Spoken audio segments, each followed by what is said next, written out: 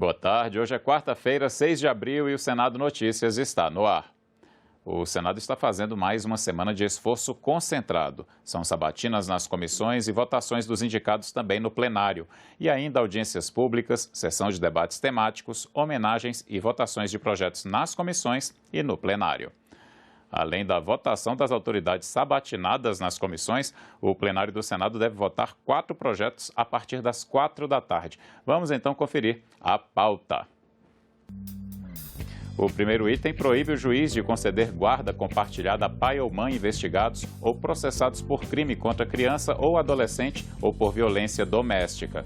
Também podem ser votadas diretrizes para o atendimento prestado pelo SUS a pessoas com fibromialgia ou fadiga crônica.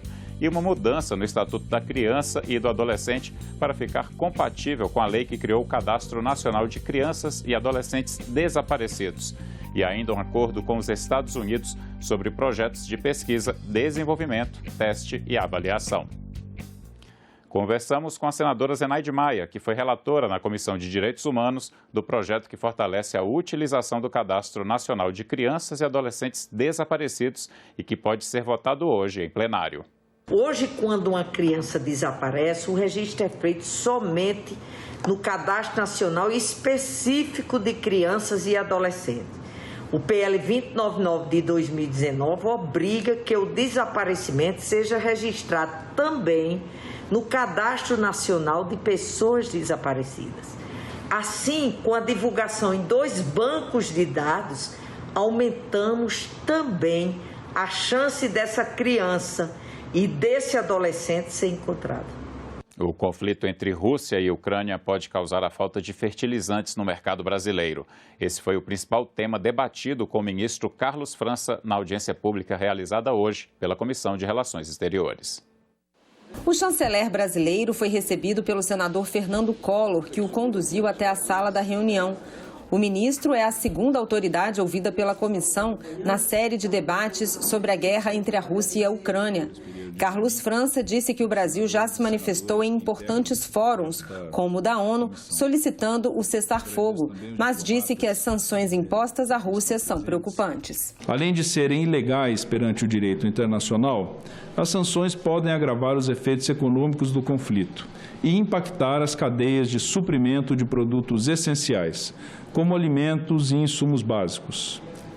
Por sua seletividade, as sanções tendem a preservar os interesses imediatos de um pequeno grupo de países, prejudicando, ao mesmo tempo, a larga maioria, sobretudo do mundo em desenvolvimento, em geral mais dependente da importação de alimentos e outros insumos básicos, e, claro, com uma menor capacidade financeira para suportar as medidas econômicas restritivas que foram impostas por outros países. O ministro disse ainda que um dos efeitos preocupantes para o Brasil é a possibilidade de faltar fertilizantes que são importados da Rússia, mas que o Brasil já tem procurado outros fornecedores. Preocupa-nos, em particular, assegurar o fornecimento contínuo de fertilizantes, que são indispensáveis para a nossa agricultura e para a segurança alimentar de nossa população. Eu diria para a segurança alimentar do mundo. Temos buscado identificar fontes alternativas e sustentáveis para o fornecimento de fertilizantes, naquilo que a então ministra Tereza Cristina qualificou como diplomacia dos fertilizantes. Temos, por exemplo, mantido diálogo com diversos países produtores, como a Arábia Saudita, o Canadá, Irã e Nigéria. O senador Fernando Collor defendeu que o Brasil atue como um mediador neste conflito e também se mostrou preocupado com o abastecimento de fertilizantes. É algo de fundamental importância que nós consigamos substituir o percentual elevado que temos de importação da Rússia, no caso de fertilizantes, por outros países produtores desses insumos. O nosso plano de fertilizantes é para daqui a 30 anos reduzir em 50% a nossa dependência, então nós temos que correr, como Vossa Excelência já relatou, atrás de substitutos imediatos. Em pleno século XXI, nenhum motivo pode justificar uma guerra. Em que pesem todas as diferenças, só há espaço para que prevaleça a diplomacia e o diálogo como mecanismos de solução de controvérsias. A morte de populações civis e indefesas, crises humanitárias e ameaças à paz e à segurança internacional são intoleráveis nos dias de hoje. Feminicídio e violência contra a mulher são excluídos das circunstâncias de forte emoção como argumento para absolver o réu no tribunal do júri. E populações atingidas por barragens terão direitos assegurados por política pública. Assuntos que movimentaram outras comissões do Senado nesta quarta-feira. Na Comissão de Meio Ambiente foi aprovado o projeto que inclui entre os fundamentos da Política Nacional de Recursos Hídricos a determinação para o emprego da água de menor qualidade em usos menos exigentes. Os senadores também aprovaram a criação da Política Nacional de Direitos das Populações atingidas por barragens. Quando eu vejo aqui um crime de ecocídio que aconteceu 6 anos, como em Mariana, que vitimou 19 e deixou desabrigado inúmeras pessoas, inúmeras famílias, é necessário que o parlamento dê uma resposta urgente. Os atingidos por barragem não são só, senador Contarato.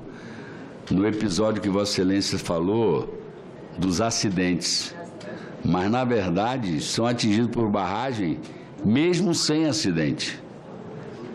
Porque quando as barragens muitas vezes são construídas, eu não estou dizendo que elas têm que ser ou não podem ser construídas, vou voltar a dizer que é preciso desenvolver e preservar. Muitas vezes a inundação de terras acaba provocando o êxodo da população, que é prometida a realocação. Na Comissão de Segurança Pública, senadores aprovaram um projeto que permite o uso pelos órgãos e entidades da educação básica obrigatória e da educação infantil de equipamentos informáticos, celulares ou similares apreendidos. Outra proposta aprovada na reunião retira os crimes de violência doméstica e familiar contra a mulher e ainda o feminicídio das circunstâncias atenuantes e que diminuem a pena em casos de violenta emoção. Ela também proíbe o uso da tese da legítima defesa da honra como argumento para a absolvição pelo tribunal do júri do réu acusado de feminicídio. A tese da legítima defesa da honra é ultrapassada e não se concilia com os valores e direitos vigentes na Constituição Federal. Hoje também, o senador que idealizou a criação da Comissão de Segurança Pública foi homenageado, o ex-senador por São Paulo, Major Olímpio, que morreu ano passado, vítima da Covid-19. Presidente de honra da comissão, o retrato dele inaugura a galeria de ex-presidentes do colegiado, criado em março de 2021. É uma justa homenagem a uma pessoa que sempre foi entusiasta da criação de uma Comissão de Segurança Pública aqui no Senado Federal.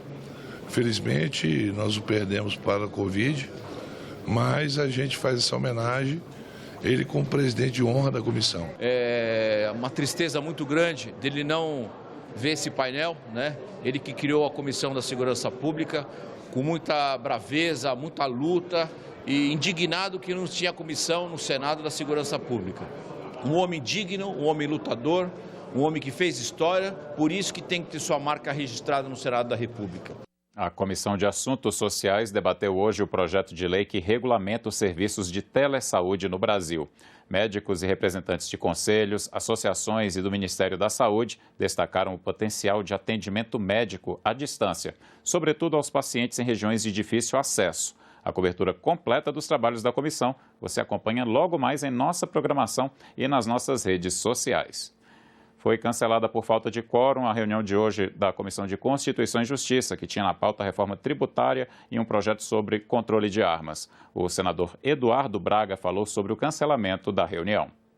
Não há consenso ainda sobre essas matérias, o que acabou provocando a queda do quórum da CCJ. Da forma como está sendo conduzido determinados segmentos desta reforma, além de aumentar a carga tributária, penaliza setores como o da Zona Franca de Manaus que perderão competitividade e que, portanto, vão desempregar em plena floresta. Então, existem questões a serem discutidas. Nós estamos em plena véspera eleitoral. Eu não acho oportuno, em véspera de eleição, estarmos discutindo reforma tributária que vai mexer, inclusive, com o Pacto Federativo. Estavam aqui prefeitos de várias capitais dizendo, pelo amor de Deus, para não votar a reforma como estava posta. E em alguns setores, como de serviços, a reforma inclusive onera, aumenta a carga tributária para o contribuinte. Portanto, acho que ainda não está pacificado para votar esse texto. A Lei Paulo Gustavo, que repassaria 3,8 bilhões de reais à cultura para compensar impactos da pandemia, foi vetada pelo presidente Jair Bolsonaro. O relator do projeto no Senado, o senador Alexandre Silveira, disse que o veto vai ser derrubado. Fui relator e lutei de forma muito aguerrida para aprovar a Lei Paulo Gustavo aqui no Senado Federal, por 74 votos a 0. Lei que destina recursos aos mais de 5 mil municípios brasileiros, aos 27 estados, para fortalecer a cultura brasileira. Mantenho firmemente o nosso compromisso. Vamos derrubar o veto no Congresso Nacional. Já articulei, conversei com vários parlamentares hoje de manhã, conversei com o presidente do Congresso e vamos submeter na próxima sessão do Congresso Nacional o veto e vamos derrubá-lo para manter investimentos importantíssimos na cultura brasileira. Me dirijo à sociedade brasileira para dizer da importância de nós derrubarmos esse veto. E me dirijo ao setor cultural para dizer que manteremos firmes na defesa da cultura nacional. Ficamos por aqui. Você pode rever as reportagens desta edição na nossa página na internet senado.leg.br/tv. Muito obrigado pela companhia e até a próxima.